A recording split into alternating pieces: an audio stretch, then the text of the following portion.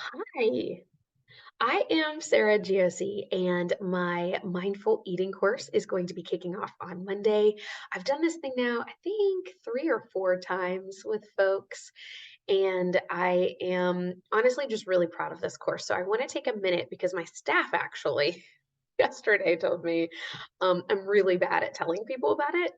And for the people that have taken it, um, it may not be a fit for absolutely everyone, but the feedback that the staff has received from those that have taken it, and the things that they have learned, it was really cool and awesome and made me feel really great that they care so much and that they want me to tell you more about it. So that's what I'm going to do. I decided the best way to do this was to actually show you a little bit of what this thing looks like and what it'll be covering, and to just better explain what this course is about.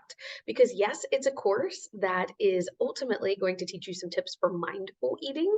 And mindful eating is a practice of eating in ways that really fuel and serve our unique bodies. And it is not a diet. And so I think for a lot of people, that's a little bit tricky because we have been taught our whole lives we need to diet. And actually, oh, I talk a lot in this course about how dieting I actually think is the problem. And I think that we as a culture have really done a major disservice to ourselves, as individuals and as a community whenever it comes to our health and wellness, because so often we hear diet talked about, and so often we hear people selling diets. It is a $1 trillion industry. Dieting is. And that kind of makes me sick to my stomach.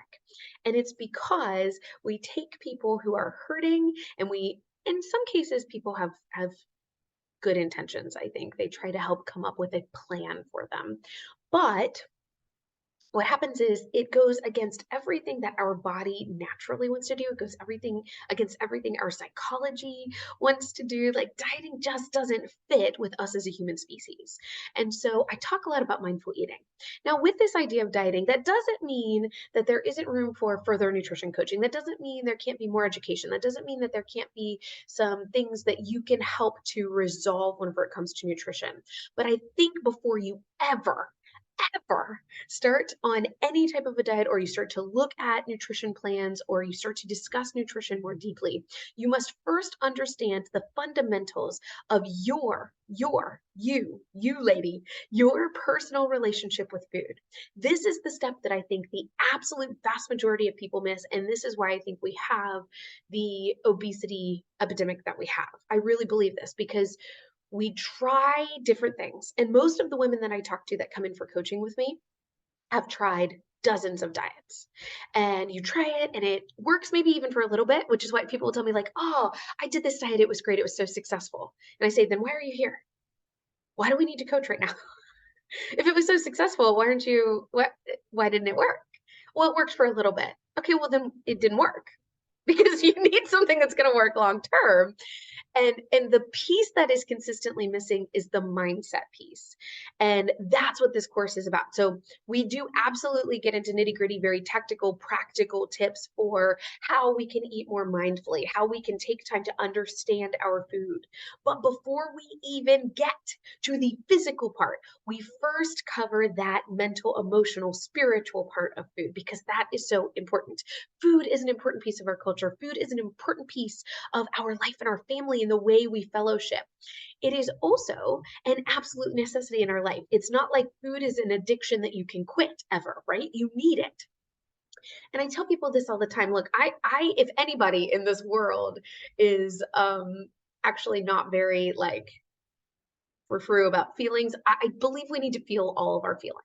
And I think that it's taken me a long time to get there because I tend to be someone that like, put those feelings to the side and let's just be productive. But the truth is, I think that's what led me years ago to having the issues with food that I had. Because whether we like it or not, everything's connected. And our feelings really help play a role in how we eat. And I know I'm already losing some of you because you're going, I don't want to talk about feelings. I want to be told what to eat and when to eat it. And what I am telling you is that will never work until you understand your relationship to food. So, in this 28-day course that you do at your own pace, I give you a little mini lesson, and then you walk through exercises that I've put together for you. Pretty easy. A lot of them you can just read over them and then just be thinking in the shower. Or the idea is that this course is for busy women, okay? And you can put some good time into it. Don't get me wrong. This is one that you could delve into it and you could take it multiple times. Once you've bought it once, you can take it multiple times and really be revisiting this work. But it's really trying to get you started down a path of processing and thinking about your relationship to food. And I say this in a really important way. Self-compassion, and again, I know I'm going to lose some of you because you're going, what does self-compassion have to do with dieting? And what does that have to do with me wanting to lose 20 pounds? Well, let me tell you, when you feel like you are not enough, you will find a way to fill that not enoughness. And different people feel in different ways. Some of that is alcohol or drugs or sex, or for a lot of us, for many, many, many of us, it's food. Because when you feel you are not enough, you will find a way to fill yourself. And what I try to do in these first couple weeks of the course is just help you understand, here are the facts. Now let's look at your past. Let's talk about what was your relationship to food as a child? What were your parents' relationship or your caregiver's relationship to food? What's your family's relationship? How did you grow up believing about food? Did you have access to food? Did you not have access to food? Those things can play a big role. What is your relationship to food and exercise? What is your relationship to your own body? What have you felt? What are the thoughts you're thinking that create feelings that then create actions? And for some of us, those are actions of overeating. For some of us, those are actions of dieting. What are the things, the feelings that are being created by thoughts that are creating those actions? We have to understand the thoughts before we can start to change patterns.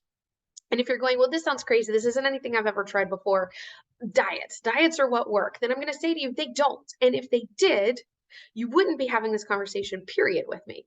I'm also going to say, quit looking at what the rest of the world is doing, because the rest of the world is obese or diabetic and I'm not trying to be mean, but we have to quit saying, well, I don't want to do something that's different. I want to do what everybody else is doing, because what everybody else is doing isn't working. When we look at our national averages, they are not working. Dieting, which is like huge, everybody does it, right? Then why do we have the sickness and the obesity that we have? Because it doesn't work. Because we're not teaching people how to think about food. We're not teaching people to have a proper relationship with food. We're not helping people understand the feelings behind food and behind why we eat the way we eat. Can you tell I'm passionate about this? I care so much about this. And so I don't care if you moving forward go on and do 1,000 diets, as long as you take this course first so that you understand what your relationship is, that you understand why you're doing this diet, so that you understand, frankly, the diets don't work. I'm going to teach you that in this course big time. So take the course. It's 28 days at your own pace. There is community to support you in it, but you do it. And if you put any time at all, if you just listen to the lessons and put any time at all into this course, and then at the end of those 20 days, you aren't in some way changed, you aren't in some way thinking differently about your body or food or exercise or any of these things that are going to play a giant role in how we take care of ourselves, then man, it's never happened. I would be flabbergasted, because it has never happened. It has never happened that somebody has taken this course and not said some piece of their mind has been opened up to a new thought. So that's my challenge for you. It starts on the 9th. Do it. Do it. Take the course. Join me. I love you. I want this for you. And I wrote this for you, ladies. I wrote this for you because I was so tired of seeing people struggle. And I was so tired of struggling myself. I did this myself. And then I documented it.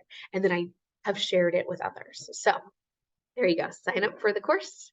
And I hope I'll see you at the start on the 9th.